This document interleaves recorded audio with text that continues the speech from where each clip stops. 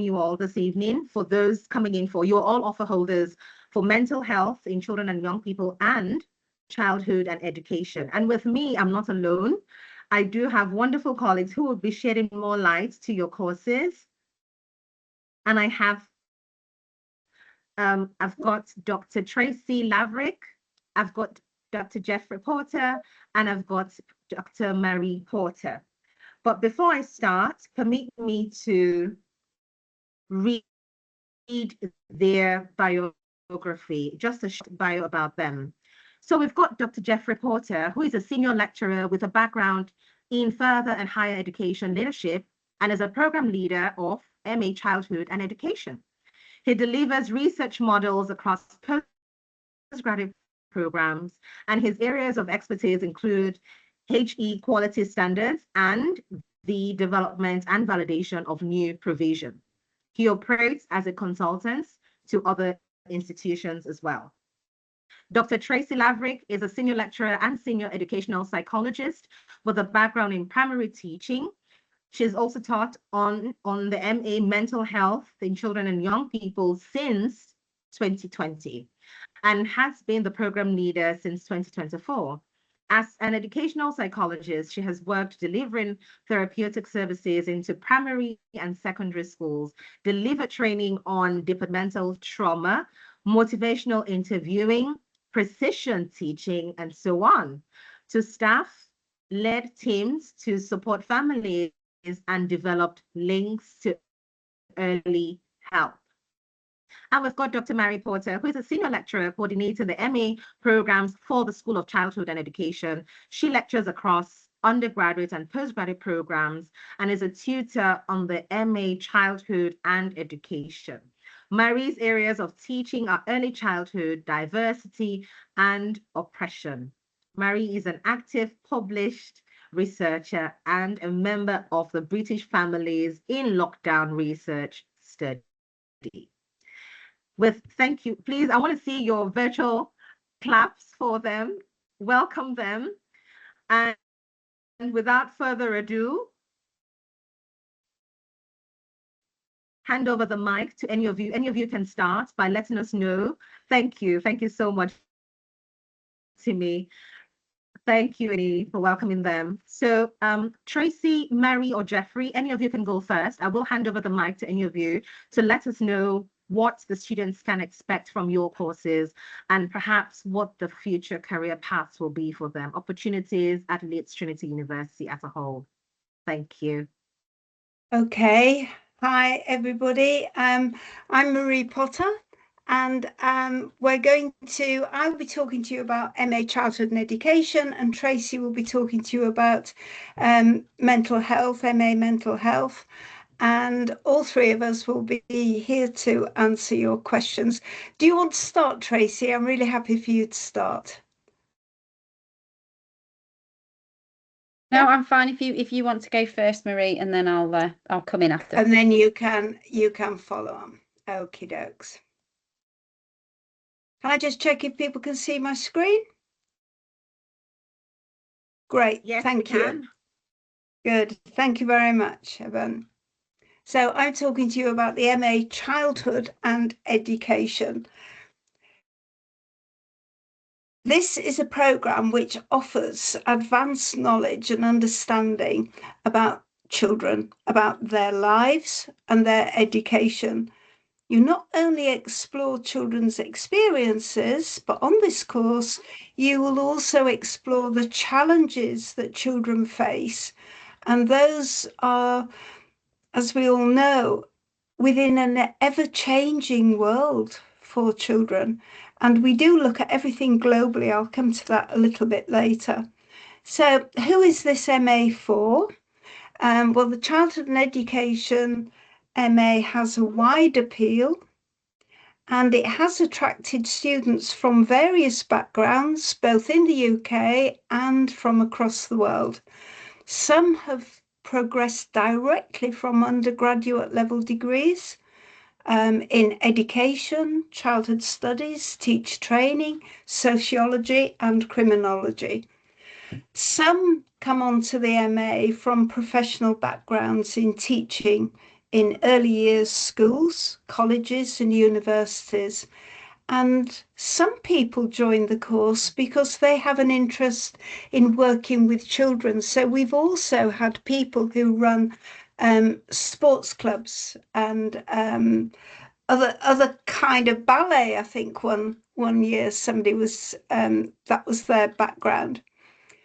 Who are the tutors? Well, the tutors are all experienced university lecturers. They're experts in their fields and current researchers. Guest lecturers are an integral part of the programme because they're at the forefront of their disciplines and their areas of knowledge. Then we want them to come along and share their research and practice, which means that we are offering up-to-date knowledge and research on all of the modules. So what does this MA look like? I've put together an outline of how it progresses. It can be part-time over 2 years or full-time in 1 year. So students study 5 modules, and those modules explore contemporary and critical themes in the context of childhood studies, education, politics, economics, sociology, and history. We've designed each of the modules to address the critical points at which the children's agenda, their lives, and everything that happens around children is positioned. We are particularly interested in children's lives around the areas of education, their learning, their development, their lives, and inclusion. And so what does it look like? I'm putting my pointer on here to let you know exactly where I've got to. Full-time study on the MA Childhood Education takes place over 2 evenings each week, Wednesday and Thursday evening. And it runs across 3 terms. And I will take you down those. Term 1 starts in September and it finishes in December. And on the Wednesday evening, the module is research methods. And on the Thursday evening, it's an introduction to postgraduate study. And the idea behind that one is that some people are going to be new to studying at MA level, and a lot of people are going to be new to studying an MA level at an English university. So it's a very helpful module. And then we've got term 2, and that goes from January until March. Wednesday evening, you've moved on to the dissertation. So your research methods module has led up to what you will do for your dissertation. And the Thursday evening is a module called Interrogating Diversity, Marginalisation and Oppression. Then term 3, which we're just about to start here, that runs from April to June.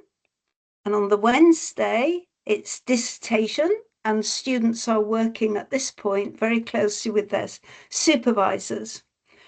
On the Thursday, in term 3, students get to choose, and they choose between 2 modules, critical debates in childhood studies or sociology of education. That's basically what the year looks like. It's really important for me to mention that placements are not a part of this MA programme. MA Childhood and Education do not have placements as part of the study, but many students, and in fact most students, apply for roles in local early years settings or schools or health centres or children's centres. And sometimes they work as volunteers, and some of our students actually have paid jobs, part-time jobs. We also encourage our students to engage with university life, and there are roles that they can undertake there. and they are mostly about being a student ambassador. And that means working around the university and helping out when we have visitors, when we have open days and other events like that. So going back to the course, how will you be assessed? Well, first of all, there are no exams. We don't have exams, and I'm sure a lot of you will find that surprising because often students sit in front of us and go, "What? No exams at all." But we don't have them. We just have written coursework, but we're quite strict on submission times and what it is that you have to submit. So most modules have a 5,000 word assessment attached to them. Some modules have one 5,000 word assignment. Some have two 2,500 word assignments. Formative assessment is a feature of each module, but we don't read all of the draft work, but we do give feedback on the bits that people are concerned about. The only time we feedback on whole assignments is when they've been finally submitted for marks. What type of assignments do we have? We have a variety of assignments. We have essays, we have presentations, which sometimes students record, sometimes they make videos or films, and therefore those are part of a recorded assignment. We have portfolios, and one of the modules requires students to create artifacts that are used in teaching. Some modules have negotiated assignments, and those are where students can arrange to submit their evidence in a different way, and they negotiate that with the tutor, and it's up to them how they may wish to present their evidence. The dissertation is a slightly different thing because that is 10,000 words. Students have from January until September to work on their dissertation. It doesn't get handed in until September. There is an opportunity with the dissertation to reduce the final word count to 8,000 words, and that is by doing a presentation on the topic. That again is something that's negotiated with the tutor. One thing that is important to say is that on the childhood and education programme, the topics are not just positioned within the UK. We have deliberately refrained from placing too much emphasis on Western approaches and what happens in the UK. We do encourage students to put in their assessments and write about and research what may be occurring on those topics in their home country. It's fascinating for us because we get to know what's happening all around the world. So one example is the module Interrogating Diversity, Marginalisation and Oppression. This part of the assessment considers the role of social and mass media and the impact that is having on children's lives. And that's not just in the UK. Students can choose where they write about it. Some students may choose a country they are not originally from, but some students will choose their own home country because that's what they know about. They know about social and mass media there. And the idea is that students in this assignment explore different perspectives, different cultures, and it's basically around children that may have additional requirements. So students research, write and record their presentations on the impact of that media on children, and we ask them to give special consideration to children who are living with additional pressures and oppression. Why study childhood and education at MA level? Well, we will always say that it's to master existing knowledge. because people have lots of knowledge about children and childhood and education, and some people are working in that field professionally. Or the studies in order to switch to a different area of work, change a career to something new and challenging. Is certainly about to grasp the opportunity to take an informed and critical approach to the academic studies of childhood and education. This program's got within it, like lots of our programs and our, like you'll hear about MA mental health, of shaping and influencing the lives of children from many different backgrounds, experiences, and circumstances. Where can it take you? Well, it links to a range of different careers, working with children, young people, in education, early years, youth justice, the police, children's services, charities, policy development. Those are just some of the areas that students have gone on to work in. If you already work with children and young people, then this MA can help you progress to a senior leadership level or managerial post.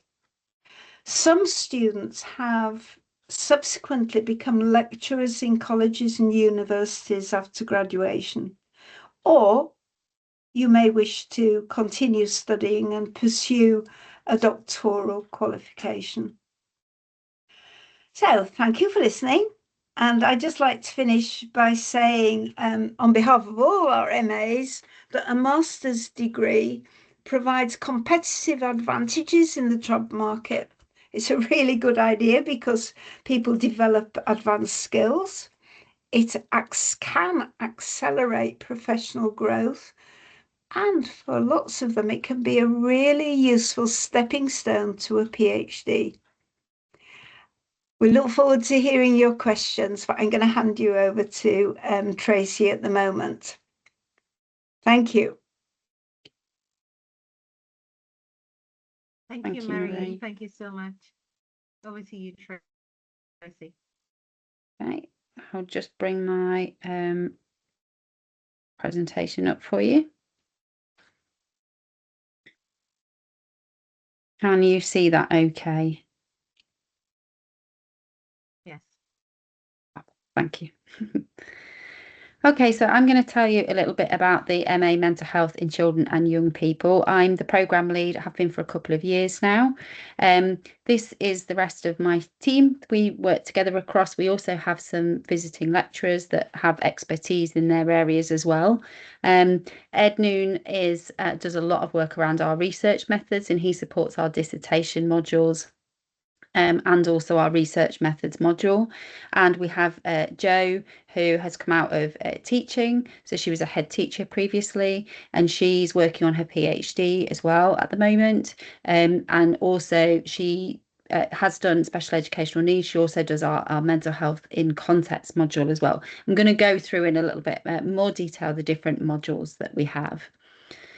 So similar to what you've just heard with the education, childhood and education, from next year we're running over 3 terms in the same way.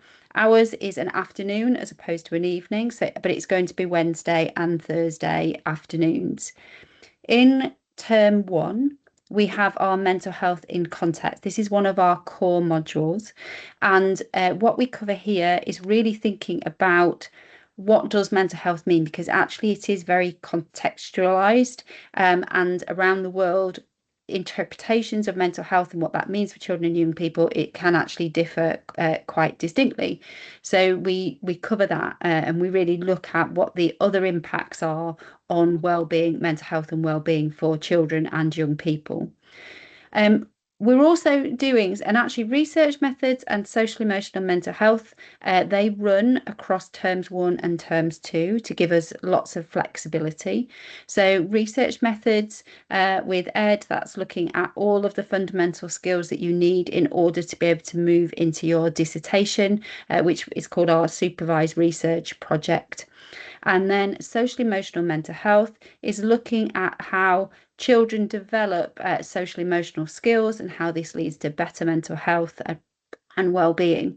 We've split that over 2 terms because in term 1 we also cover lots of study skills.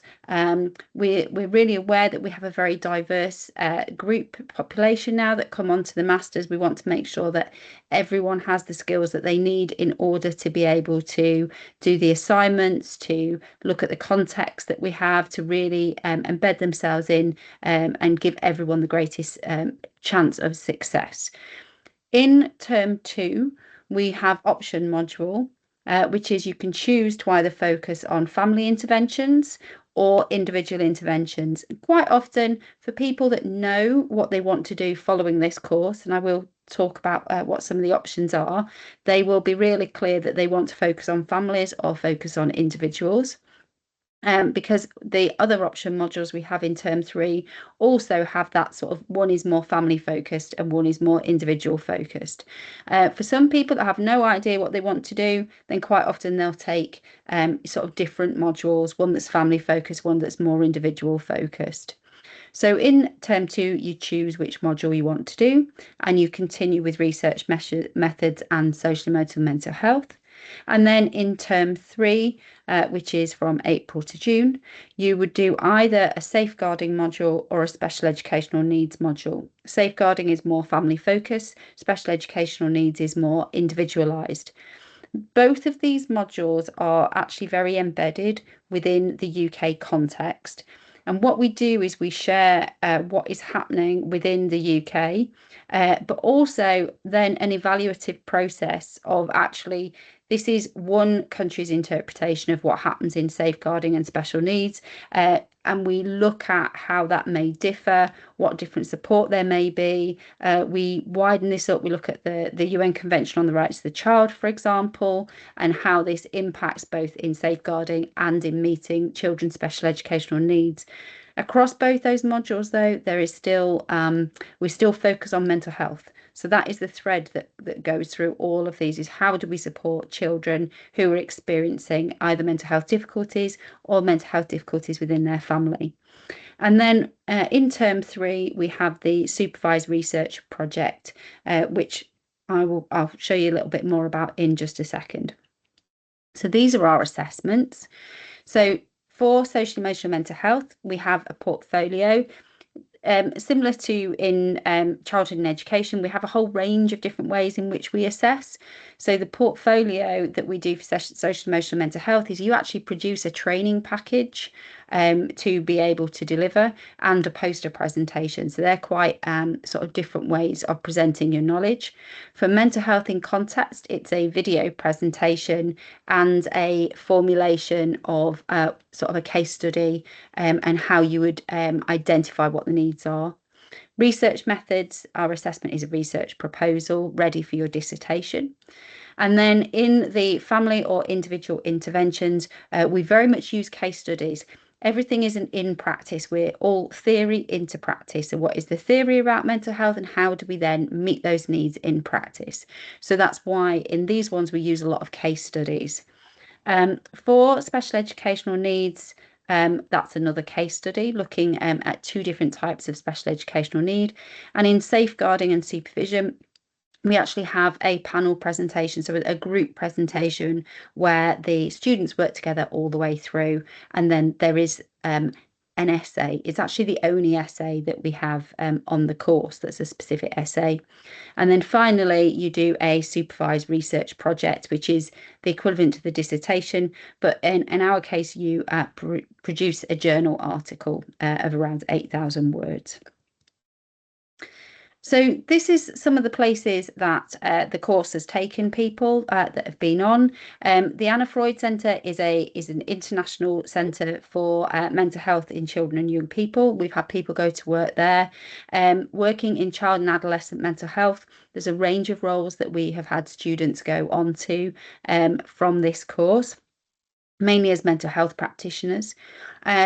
Quite often we have people go on to become social workers or into the third sector, so the voluntary sector, supporting children and young people through a range of mental health services.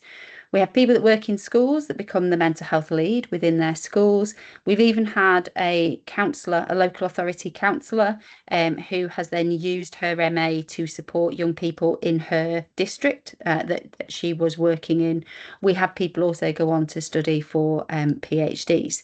So we're really, I see it as a springboard. So this course will springboard you to then very much more specific mental health support. So it's a broad course. It covers lots of things around how children's mental health develops and how we can support it.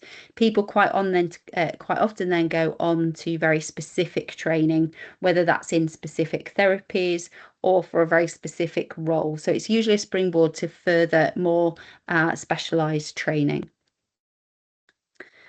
So one of the things that I wanted to say is we do require actually that people have experience of working with children and young people, because we do not, similar to the childhood and education, we are not able to offer a placement. So we don't have that as an option. So we expect that students will have significant experience of having worked with young people. Because you're using a case study approach, we're thinking about theory into practice all the time. So the more experience you have of working with young people, the easier this is, because you can relate it to your own experiences, the young people that you've worked with.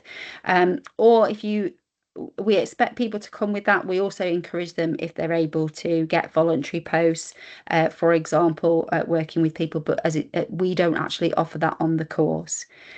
The other thing I wanted to say is it sounds like it's just 2 afternoons, but actually, I'm sure any of our students would tell you it's an awful lot more than that. So the 2 afternoons are where we get into the debates. We really talk about what they have learnt in their reading over the week. We apply it. We look at the, that real theory into practice. But you have to have learnt the theory, have to do a lot of the reading in the theory in order that then in the sessions we're doing the application into practice. So there's a lot of work. It is a full-time course, and there is a lot of work that students need to do outside of the sessions that we offer. So I will leave it there, but I think in general that's if anyone has any other questions or anything else they would like to ask about the course, they would be very welcome. Stop sharing. There we go. Thank you so much, Tracy. Thank you so much. I'm sure there are questions lining up. Excuse me. Jeffrey, would you like to say a word? Or Yeah, just quickly following on from what Tracy was referring to, they are full-time courses if they're studied over a year, and it does require a significant amount of work. Students that I think are usually quite surprised, particularly with the fact that we're not using exams. There's a lot of written coursework on both degrees, so students have to be prepared to do a lot of reading and a lot of work in their assignments. okay, got it. Thank you so much. I'm sure we do have our questions at this point. Could I invite you all students now to please use the chat box to ask your questions? You can start putting in your questions for MA Childhood and Education or MA Mental Health in Children and Young People, so we can take your questions. There are 2 categories of questions. As international students, I'm sure you want to know the eligibility or any other questions relating to your programs, but you also want to know what the perhaps financial situations or immigration aspects are. I will answer the ones that relate to immigration, but please channel your questions to them for the courses, and I will take the other part of the questions if that's okay. So do we have any questions at this point? Please raise your hand. You can unmute yourself or use the chat box.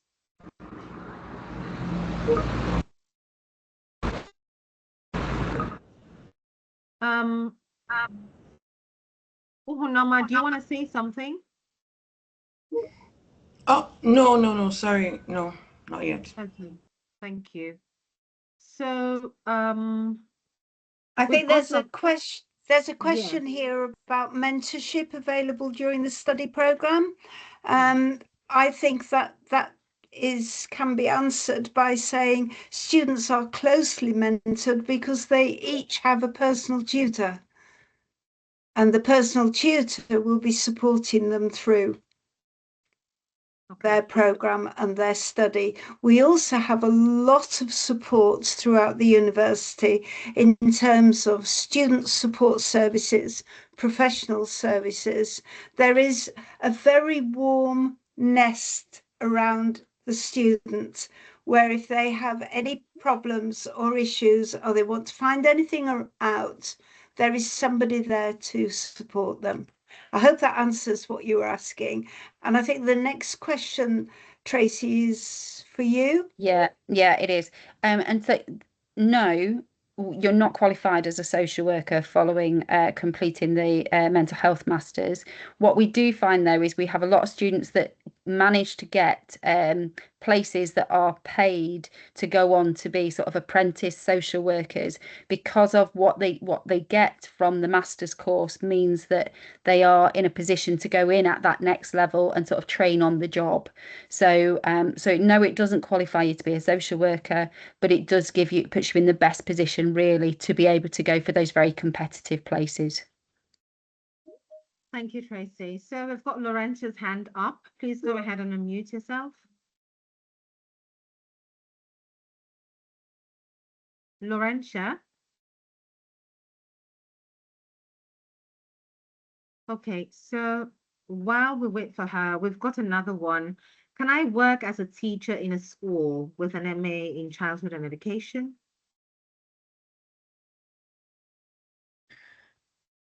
What you would probably need to do is establish whether or not your teaching qualification in your home country is acceptable to the DFE in the UK.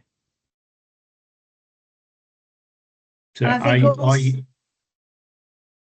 was just going to say, I think also some students may not have a teaching qualification, but they can get jobs in schools, but they wouldn't be qualified with QTS.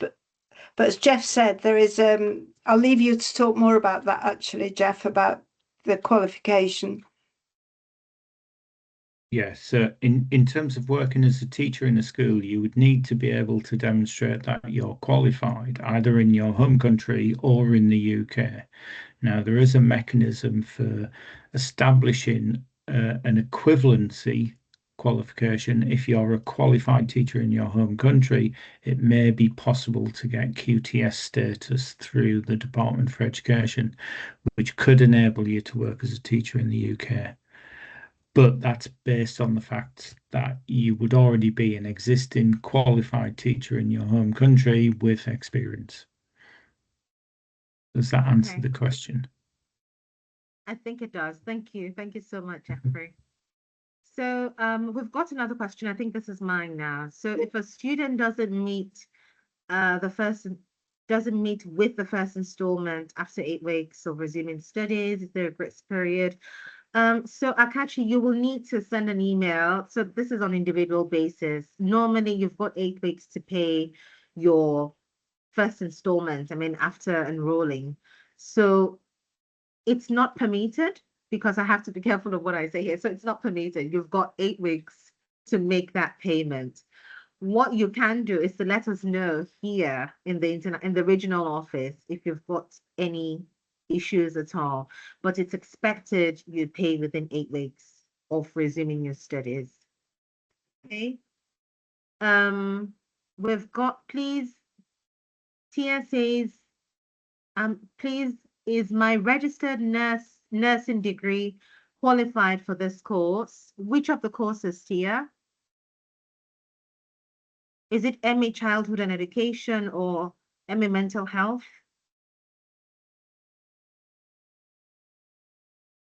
While Tia's okay, mental health. Tracy? Yeah, for me, it would depend on whether or not you have experience with working with children and young people.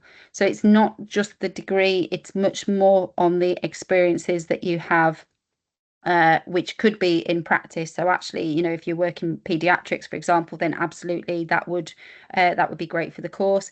If though you're working in geriatric care, then actually you'd struggle to get on the course, because we really look for that experience working with young people, because we are that theory into practice course, and you need that experience prior to starting. Okay, thank you. So, aside working in schools, what other opportunities are there for someone that studied MA early childhood and education? Am I answering this one, Jeff? Sorry, we both turned our Yeah. microphones on. Go ahead, Jeffrey. No, he's turned his You're microphone off. muted. Go ahead, please. It's me. I'm going to answer this question. Apart from working in schools, people can work in early years settings, they can work in children's centres, they can work in youth services, youth justice. We've had students who've gone on to join the police, for example. Police forces are very interested in people who have specific skills in working with children and young people. Charities, we've had quite a few students who've applied for posts in charities, and we've also had students who have been involved in policy development in other countries. And I think at that point, it may be just worth me saying that to do mental health, as Tracy has explained, you know, you do have to have worked with children in a specific sort of context. You have to have that background. Is slightly different in childhood and education. I mean, we're more concerned, it's more of, it's not so much based on practice, it's based more on critical thinking, academic understanding. But of course, practice is in there as well. And it's very interesting for a lot of professionals. Jeff, did you want to add something onto that? Sorry. No, sorry, I was just going to follow up on the point about installments and say something quickly about that. It is an issue for a number of students. The university requires requires half the payment before you actually arrive in the UK. The second installment is 25%, which is within 8 weeks, and the final installment is 8 weeks after that. Now, a lot of students struggle. Some students end up working a significant amount of time to actually secure the funds. So the best advice is to have the funds in place before you actually come, rather than relying on having to work part-time in different roles to actually secure the funding. Thank you, Jeff. Thank you. So, okay, so somebody else wants to say something? No, it's all right, Ebon. I'll wait. I'll come back to it. Okay, thank you. So, Agu, Jeff has just explained how many installments there are with LTU. Which other question? Let me see. What happens if you're unable to get a bank statement for your visa process? It's part of the requirement here. You have to, that's part of the visa requirement. So you have to get the bank statement. I mean, there's no bank in the world who will not give you a bank statement. Okay. All right. But if you need more details, please get in touch with us in the regional office. Ikemini, I'm here with my colleague who is the student conversion officer. And so you can also send an email to us in that regard. Okay. Jeffrey, you want to say something? Go ahead, please. Yeah, just responding to Charles's message in the chat box, who applied on the 29th of March. The best thing to do there, because I'm the admissions tutor for the childhood and education, so my turnaround is about 2 days for reviewing and making decisions on applications. So if there's been a delay, then your best bet is to email admissions@leedstrinity.ac.uk. It could be that they're potentially waiting for further information from you. Okay. Yes, thank you, Jeffrey. Actually, that might be the case. So, Ekemini, go ahead. You want to answer that? Yes. So a lot of people who have not yet received an email from admissions regarding their offer, the reason is because they did not follow the right application process, which is on the website. So they will have to send an email to West Africa at leedstrinity.ac. I'm going to drop the email on the chat box. So send an email to them and they will follow up with admissions on your behalf. Thank you. Thank you, Ekemini. Thank you. All right. Can you tell us more about the optional modules, individual intervention strategies, family intervention, safeguarding, or SEND? Which ones do most students choose and why? Tracy, I think that's for you. Yeah, it is. And I want to cover Jacobs as well, actually. So certainly on which usual challenges, what are the usual challenges faced by international students? One of the key things that we find that our students have found challenging, which is why we've altered our course actually, is our assessments are very different to what people are used to. And so the critical reading and writing element required for postgraduate study is the bit that quite often people find most difficult, our international students find most challenging. And we do have a core text actually within the Mental Health Masters, which is called Critical Reading and Writing for Postgraduates. So I think anyone, regardless of which course, actually, if you are concerned about the way in which we do our assessments and what that looks like, that would be a really good sort of text to look at. It's by Ray, and I think there's a second author that has gone out of my head at the moment. So with regard to our option modules, individual intervention strategies, we look at, and in family interventions, in both, we look at the assessment process of how do we assess need. It's either around the individual or we look at how do we assess families in order to identify what needs are. And that's again with that mental health focus all of the time. But then the individual strategies are some of the things that were in my biography. So stuff like we do work on precision teaching, emotion coaching. So we look at some of the current interventions that are out there at the moment that are used with young people. We make sure that these are interventions that anybody can do, so that if you go into schools, if you're working in community settings, these are interventions that you would then be, you're trained up to be able to deliver those interventions. When we're looking at family interventions, again, we're looking at very similar things, such as what can be put in place. So we might look at some parenting approaches. We look at things like kinship care or family group conferencing. So we look at interventions that can be put in place for the whole family. And again, they're quite often things that can then be put into place. We have, across the course, it's about a 50-50 split between individual interventions and family interventions, and it just depends on your area. We tend to find it slightly different with special educational needs is usually really popular. So about 2/3 of the students do special educational needs. And again, that's looking at, different areas such as the links between autism and mental health, or the links between sort of having a learning difficulty and the impact in your mental health in schools, for example. So there's always that mental health element. So there are more for special needs. Safeguarding, which is the one that I actually teach, one of them that I teach on, is it's a great course. I love it. And it's the students get an awful lot from it because it's a very immersive course. So it's a challenging course because obviously we're talking about safeguarding. So we're talking about when children are harmed and what we can do to prevent that harm, what that assessment process looks like, what can be put in place, and how do we manage that when there's a mental health difficulty, which is a very complex process within families. So but as I say, it's about 1/3 do the safeguarding and around 2/3 do special needs. Just tends to be a bit more popular. Thank you very much, Tracy. Yes, Jeffrey? Yeah, just following up on the message from Jacob in the chat, what are the usual challenges faced by international students?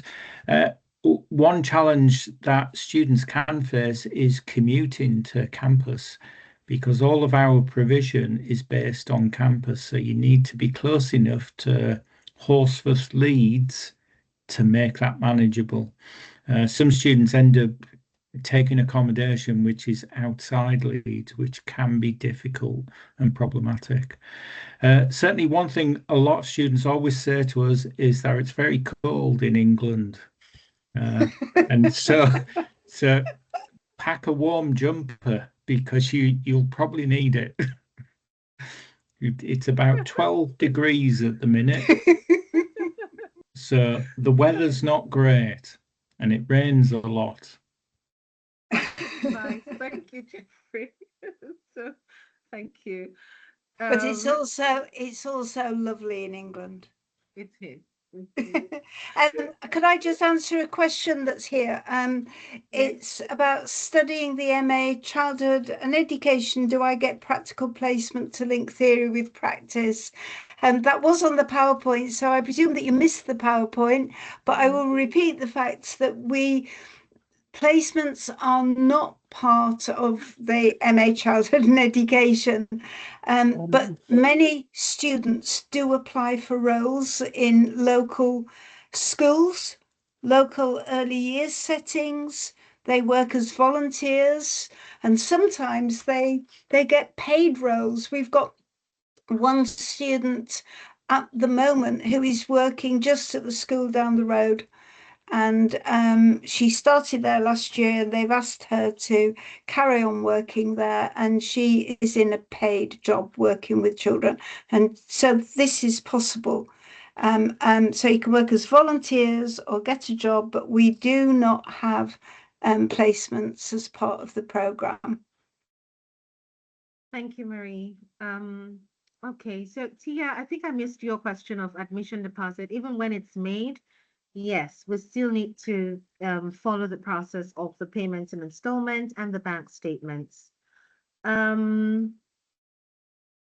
miss anyone? Could you explain? Okay, the modules have been explained. How long does it take to know your status after the precast interview? So usually it's 48 hours, but now we're closely getting to our peak period, and so that has slowed down a little bit more. But Igwe Jacob, please send us your student ID number, and we could help you check your status if that's okay. All right, you can send it to myself or Ikemini as well. Okay, you're welcome. When does the precast interview hold? It holds, so the precast interview is part of your conditions actually. So once you've met all your academic conditions, then you'll have a precast interview. You would be sent a booking link, okay, to take the precast interview. But we do prepare you by giving you a mock session at the regional office. We do have a system where you can do a one-on-one mock session first and then take the precast interview. That's also a live, virtual session with our colleagues in compliance. Okay, you've got two trial periods, and then hopefully you pass. Once that happens, you get an unconditional offer, then you proceed with making your tuition payment. Okay. Charles says he's currently working in the child welfare clinic at the hospital. I'm excited to share that I have already unconditional offer. Fantastic. So we look forward, absolutely, we look forward to having you on board and welcome you into your LTU. Thank you, Charles. So after studying the MA Mental Health in Children and Young People, how can I transition to be a social worker? So there's a couple of different ways of doing it. One of the things I'll share actually is in May we have a careers day for our students. So we actually have people from the social work degree, for example, coming to give a presentation because we have some students that like to go on to social work. There are specific qualifications that you need which you do not get from doing our course, but our course gives you it means you're more likely to get into those sort of social work courses. So you're not qualified as a social worker. It's not a social work course, but we do this careers day so that actually we can cover all of the different areas, let you know what support there is, the university support that you get for applying for other jobs, and we have speakers come in of people that have done the course and where they've then gone with their roles. So you're getting that sort of lived experience from those students. Okay. I hope that answers your question. Thank you. Leonard is asking, can I get a job as social worker with MA? I think she's just answered the question. Yeah. After paying the initial tuition deposit or letter of sponsorship, how long does it take to get your CAS? So you would have met all the pre-CAS conditions. So you would have done your pre-CAS interview, and then you would have to fill up a CAS form, which you would get once you get your result, or whether you passed the interview or not, and then you get your CAS. Okay, me, I think that's the name, me. So I hope that answers your question. Okay. Then I have a private question to Marie and Tracy. If you've got a student who studied a higher national diploma in any health program, but has got about 4 years experience working with children, do I still qualify for the program to study ME childhood or mental health? Yes, Jeffrey? Well, a HND is a level 5 qualification. What we're usually looking for is a level 6 full undergraduate degree. But we would obviously look at all applications on merit. So it very much depends on the level of experience, knowledge, the rest of the application. So we view every application individually. And I think it's that awareness of the jump in the way that the academic level. It's to make sure that you can be successful coming onto the course, because we're at level 7. So it is, I think it's quite a big jump anyway from undergraduate degree to a master's degree. So it, again, like Jeff said, it would be looked at on an individual basis, but that's what we're looking for, that you're able to demonstrate that you can study at that higher level. Thank you very much. So I think so we're almost rounding off. We've got literally 3 minutes. And Leonard is asking, what job opportunities are there for those who studied MA mental health? Tracy had mentioned this earlier on. So it means you probably missed it, but this is being recorded. And so we'll be sharing the link for some of you who didn't start with us. Okay. Timmy, can I ask you mute everyone's mics, please, so we don't have any interruptions? Thank you. Then, so how do I book for the mock interview?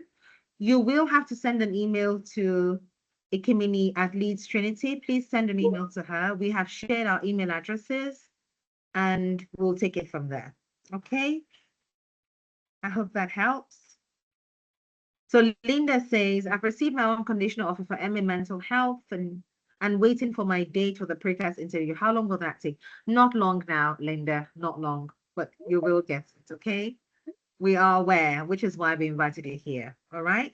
Can your admission be deferred? Yes, you do need to send an email to admissions@leedstrinity.ac.uk that you wish to defer your admission. But bear in mind that the course only runs once a year, and that is September intake only. So we don't have a January start for that. Again, I have not received my unconditional offer. Ifunaya,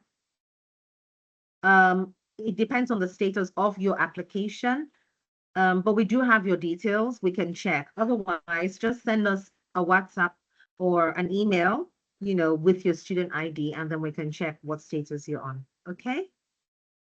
All right. So at this point, if you've got further questions, you can always use this same chat box, but we do have to finish this session. And I want to thank the guest lecturers, the guest speakers, our program leaders and colleagues, wonderful colleagues from Leeds Trinity. Thank you, Tracy, for your time. Thank you, Marie, for the wonderful session. Thank you, Jeffrey, for being available. Three of you have been wonderful. And I do wish you a good evening and a good weekend. Thank you, everyone who's joined this webinar. We look forward to welcoming you to Leeds